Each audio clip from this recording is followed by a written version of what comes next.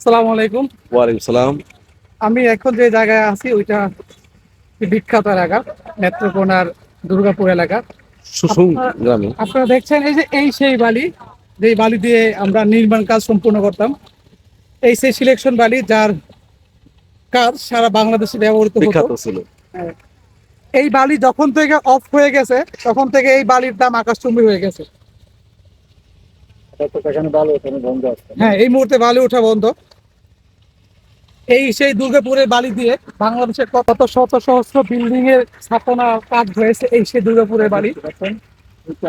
তবে আমার খুবই আফসোস, আমি একটা কথা বলি, বিজেপি পতাকা বৈধ করছে। আপনারা দেখতে পাচ্ছেন ওই যে লক্ষ্য করছেন এখানে বিএসএফ আর বিজেপি না পতাকা বৈঠক করতেছে। দেখ, আমার খুব ইচ্ছা ছিল যখন এখান থেকে বালি তুলতো ওই পরিস্থিতিটা দেখার, বাট উঠে হয় নাই। অবশেষে বালি শূন্য স্থানগুলো দেখতে পারলাম। তো দেখান তো ওইদিকে যে এই বিস্তৃত এলাকাগুলো থেকে এই বালি তুলে নিয়ে সোমেশ্বরী, হ্যাঁ, নেত্রকোনা জেলা দুর্গাপুর উপজেলা সোমেশ্বরী নদী, ভারত বাংলাদেশের সীমান্তবর্তী আপনি এক দেখেন বিখ্যাত যে আমরা এই নদী। যে ভাই, এই যে সিলেকশন গুলো, হ্যাঁ, এইগুলো সিলেকশনের আমরা ব্যবহার করি কত নিম্নমানের, এগুলো কত ভালো মানের।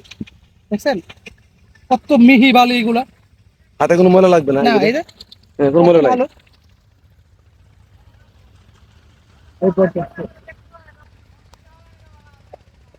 আমরা কি চাইবো যে আবারও দুর্গাপুর থেকে বালি উঠুক? আমরা চাই না পরিবেশ ভারসাম্য নষ্ট হোক।